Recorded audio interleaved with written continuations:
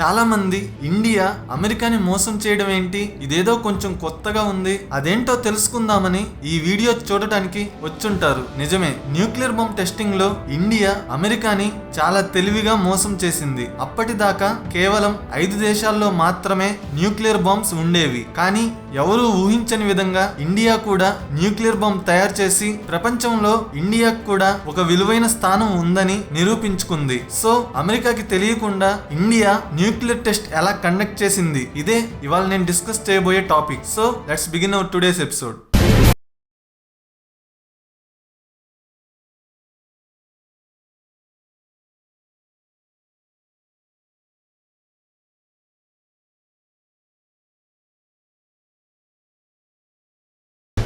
1944వ సంవత్సరం బ్రిటిష్ వాళ్ళు ఇండియాని రూల్ చేసే కాలం. బాబా అనే అతను న్యూక్లియర్ టెక్నాలజీని యూజ్ చేసి కరెంటు తయారు చేయడం కోసం రీసెర్చ్ చేయడానికి Tata institute of fundamental research అనే ఆర్గనైజేషన్ ని స్టార్ట్ చేశాడు. 1947లో బ్రిటిషర్స్ నుండి ఇండియాకి ఇండిపెండెన్స్ వచ్చిన తర్వాత జవహర్ లాల్ నెహ్రూ ఇండియాకి ఫస్ట్ ప్రైమ్ మినిస్టర్ అయ్యాడు. నెహ్రూ ఈ న్యూక్లియర్ టెక్నాలజీ మీద రీసెర్చ్ ని కంటిన్యూ చేయమని బాబాకి చెప్పాడు. 1954లో కరెంటుతో పాటు న్యూక్లియర్ వెపన్స్ ని ప్రొడ్యూస్ చేయడానికి ఈ రీసెర్చ్ ని యూజ్ చేయడం మొదలు పెట్టారు. ఎందుకంటే తక్కువ ఖర్చుతో ఎక్కువ డ్యామేజ్ కలిగించేది న్యూక్లియర్ వెపన్స్ మాత్రమే. బట్ ఈ న్యూక్లియర్ వెపన్స్ తయారు చేయడానికి అవసరమైన ప్లూటోనియం అనే ఫ్యూల్ మన ఇండియాలో లేదు. మనం కార్స్ నడపడానికి పెట్రోల్ ని ఇంధనంగా ఎలా యూజ్ చేస్తామో అలాగే న్యూక్లియర్ వెపన్స్ ని ప్రొడ్యూస్ చేయడానికి ప్లూటోనియం ని లేదా యురేనియం ని ఇంధనంగా యూజ్ చేస్తాము. సో ఈ ప్లూటోనియం ఫ్యూల్ ని ఇండియాలో తయారు చేసేటట్టుగా అమెరికా అండ్ కెనడాతో అగ్రిమెంట్ చేసుకుని పీస్ఫుల్ పర్పసెస్ కి మాత్రమే ఈ ప్లూటోనియం ఫ్యూల్ ని యూజ్ చేస్తామని అబద్ధాలు చెప్పి ఈ ప్లూటోనియం ఫ్యూల్ ని తయారు చేయడానికి అవసరమైన రియాక్టర్ ని కన్స్ట్రక్ట్ చేశారు. న్యూక్లియర్ టెక్నాలజీని కరెంట్ ప్రొడ్యూస్ చేయడం కోసం యూజ్ చేస్తే పీస్ఫుల్ పర్పసెస్ కి యూజ్ చేయడం అని అంటారు. అదే న్యూక్లియర్ టెక్నాలజీని వెపన్స్ తయారు చేయడానికి యూజ్ చేస్తే మిలిటరీ పర్పసెస్ కి యూజ్ చేయడం అని అంటారు. పీస్ఫుల్ పర్పసెస్ కి న్యూక్లియర్ టెక్నాలజీని యూజ్ చేస్తామని అమెరికాను నమ్మించడం కోసం 1960లో మహారాష్ట్రలోని తారాపూర్ అనే ఊరిలో న్యూక్లియర్ పవర్ ప్లాంట్ కూడా కన్స్ట్రక్ట్ చేశారు. అదే ఇయర్ లో ఇక రీసెర్చ్ చేసింది చాలని తొందరగా న్యూక్లియర్ వెపన్స్ ని ప్రొడ్యూస్ చేయమని నెహ్రూ బాబాని అడిగాడు. అందుకు బాబా 1 year టైం అడిగాడు. 1962 ఇయర్ వచ్చాక కూడా ఇంకా ప్రాసెస్ స్లోగానే ఉంది. ఇదే ఇయర్ లో ఇండియా చైనా మధ్య వార్ జరిగింది. ఈ యుద్ధంలో ఇండియా ఓడిపోయింది. ఈ టైంలో యుద్ధంలో హెల్ప్ చేయమని నెహ్రూ రష్యాని అడిగాడు. కానీ రష్యా అప్పటికే క్యూబన్ మిసైల్ క్రైసిస్ ప్రాబ్లం లో ఉంది, హెల్ప్ చేయలేకపోయింది. సో ఇలా మనం ఒకరి మీద ఆధారపడితే వార్ టైంలో ఇలానే ఉంటుందని తెలుసుకొని అప్పటిదాకా సాఫ్ట్ గా ఉన్న నెహ్రూ ఇక బలంగా ఫిక్స్ అయ్యాడు న్యూక్లియర్ వెపన్స్ ని తయారు చేయాలని. కానీ 1964లో నెహ్రూ చనిపోయాడు. So Lal Bahadur Shastri prime minister అయ్యాడు. శాస్త్రి కాస్త పీస్ లవర్. సో ఈ న్యూక్లియర్ వెపన్స్ తయారు చేసే ప్రాసెస్ ని కాస్త స్లోగా నడిపించాడు. కానీ 1964లో మన పక్కనే ఉన్న చైనా న్యూక్లియర్ టెస్టింగ్ చేసి సక్సెస్ అయ్యింది. 1966లో శాస్త్రి చనిపోయాడు. ఇప్పుడు నెహ్రూ కూతురైన ఇందిరాగాంధీ ప్రైమ్ మినిస్టర్ అయ్యింది. ఈమె బాగా చదువుకుంది అండ్ ఇంటర్నేషనల్ అఫైర్స్ గురించి కాస్త నాలెడ్జ్ ఉన్న మనిషి. 1966లో బాబా చనిపోయాడు. ఇప్పుడు అదే ప్లేస్ లోకి రామన్న అనే అతను వచ్చాడు. ఇతను న్యూక్లియర్ టెక్నాలజీ స్పెషలిస్ట్. 1971లో ఇండియా అండ్ పాకిస్తాన్ మధ్య వార్ జరిగింది. పాకిస్తాన్ ఓడిపోయే స్థితిలో ఉండగా అమెరికా ఒక వార్షిప్ ని పాకిస్తాన్ కి మద్దతుగా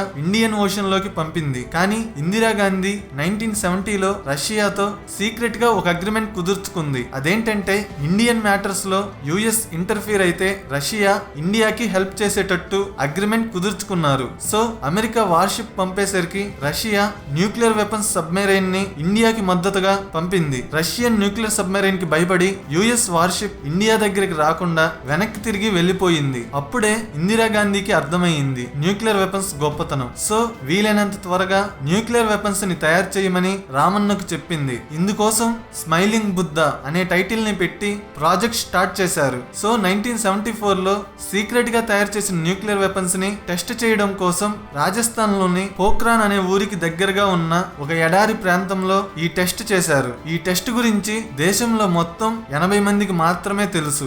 ఆఖరికి డిఫెన్స్ మినిస్టర్ కూడా తెలియదు. టెస్ట్ సక్సెస్ అయ్యింది. అఫీషియల్ ప్రెస్ మీట్ లో చెప్పారు టెస్ట్ సక్సెస్ అయ్యిందని. అప్పటిదాకా న్యూక్లియర్ వెపన్స్ కేవలం 5 దేశాల దగ్గర మాత్రమే ఉన్నాయి. USA, Russia, China, France and United Kingdom. అప్పట్లో శాటిలైట్స్ కూడా అంతగా లేవు కాబట్టి యుఎస్ఏ కూడా కనిపెట్టలేకపోయింది. ఎవరికి ఇష్టం వచ్చినట్టు వాళ్ళు ఇలా న్యూక్లియర్ వెపన్స్ తయారు చేస్తే మిగతా దేశాలు ఊరుకో కదా.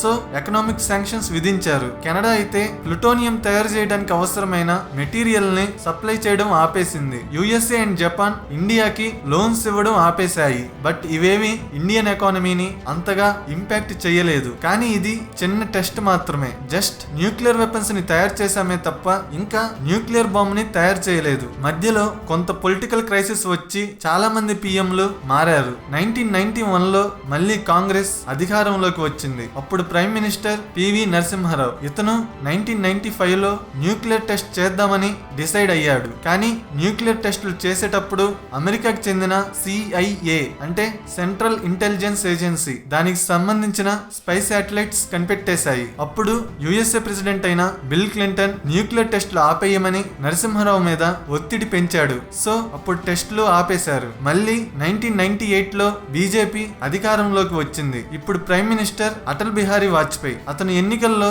మేము అధికారంలోకి వస్తే పాకిస్తాన్ దగ్గర ఉన్న కాశ్మీర్ ని వెనక్కి తీసుకొస్తామని, ఇండియాని కూడా న్యూక్లియర్ బాంబు ఉన్న కంట్రీగా తయారు చేస్తామని హామీలు ఇచ్చాడు. సో ఎన్నికల్లో గెలిచాడు కాబట్టి న్యూక్లియర్ బాంబ్ ని వీలైనంత త్వరగా చెయ్యమని అబ్దుల్ కలాం కి, చిదంబరం కి చెప్పాడు. ఆపరేషన్ శక్తి అనే పేరుతో ప్రాజెక్ట్ ని స్టార్ట్ చేశారు. ఈసారి మటుకు అమెరికన్ స్పై శాటిలైట్స్ కి దొరకకుండా మనోళ్ళు చాలా జాగ్రత్త పడ్డారు. 1998లో 26th ఏప్రిల్ నుండి 10th మే వరకు టెస్ట్ ని కండక్ట్ చేయకూడదు. ఎందుకంటే మన ప్రెసిడెంట్ అమెరికన్ విజిట్ లో ఉన్నాడు. ఒకవేళ ఏప్రిల్ 26th ముందు కండక్ట్ చేద్దామన్నా కూడా చిదంబరం కూతురు పెళ్లి ఉంది. తన కూతురు పెళ్లిలో తను లేకపోతే అందరికీ డౌట్ వస్తుందని టెస్ట్ చేయలేదు. టెస్ట్ గురించి కూడా కొంతమందికి మాత్రమే తెలుసు.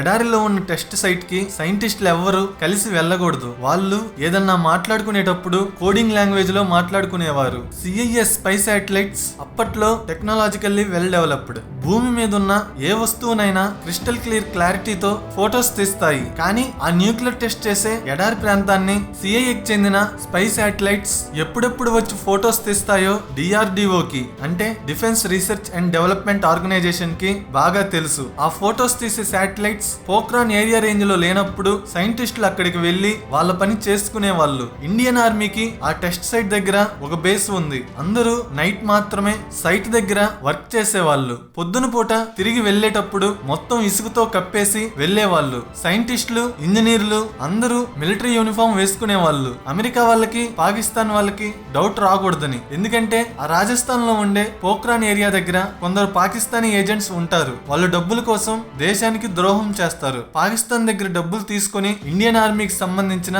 ఇన్ఫర్మేషన్ ని పాకిస్తాన్ కి చేరవేస్తుంటారు. ఫైనల్ గా ఎవరికి డౌట్ రాకుండా అన్ని జాగ్రత్తలు తీసుకున్నారు. ఈ ప్రాజెక్ట్ కి హెడ్స్ APJ అబ్దుల్ కలాం ఇంకా చిదంబరం. ఫైనల్ గా మే 11న మధ్యాహ్నం 3 గంటలకి టెస్టులు కండక్ట్ చేసినట్టు, అవి సక్సెస్ అయినట్టు ప్రధానమంత్రి అటల్ బిహారీ వాజ్పేయి ప్రెస్ మీట్ లో చెప్పాడు. సో ప్రపంచంలో న్యూక్లియర్ బాంబు ఉన్న 6th కంట్రీగా మన దేశం నిలిచింది. ఈ వార్త వినగానే అన్ని దేశాలు ఆశ్చర్యపోయాయి. USA ఈ టెస్ట్ ని కనిపెట్టలేనందుకు సిగ్గుతో తలంచుకుంది. అమెరికా ఆ 1998వ సంవత్సరాన్ని serious intelligence failure of the decade గా ప్రకటించింది. USA, కెనడా, జపాన్ మన మీద ఎకనామిక్ శాంక్షన్స్ విధించారు. న్యూక్లియర్ ఫ్యూల్ ని సప్లై చేయడం ఆపేశారు. కానీ అవేవి మన ఎకానమీని అంతగా ఇంపాక్ట్ చేయలేదు. మళ్ళీ 5 సంవత్సరాల తర్వాత అన్ని శాంక్షన్స్ ఎత్తేశారు. ప్రపంచంలో నాన్ ప్రొలిఫరేషన్ ట్రీటీని సైన్ చేయకుండా న్యూక్లియర్ ఫ్యూల్ ని పొందుతుంది మన దేశం మాత్రమే. సో ఈ విధంగా మన కంట్రీ న్యూక్లియర్ టెస్ట్ ని కండక్ట్ చేసింది. న్యూక్లియర్ వెపన్స్ ఉన్నప్పటి నుండి ఏ 2 దేశాల మధ్య పెద్ద యుద్ధం జరగలేదు. ఎందుకంటే ఒక్కరు న్యూక్లియర్ బాంబుని యూజ్ చేసినా కూడా మొత్తం ప్రపంచం అంతమవుతుంది. సో ఫ్రెండ్స్, నా ఎక్స్ప్లెనేషన్ మీకు నచ్చితే వీడియోని లైక్ చేసి మీ ఫ్రెండ్స్ కి షేర్ చేయండి. నేను చేసే వీడియోస్ మీకు నచ్చితే సబ్స్క్రైబ్ చేయండి. Thank you.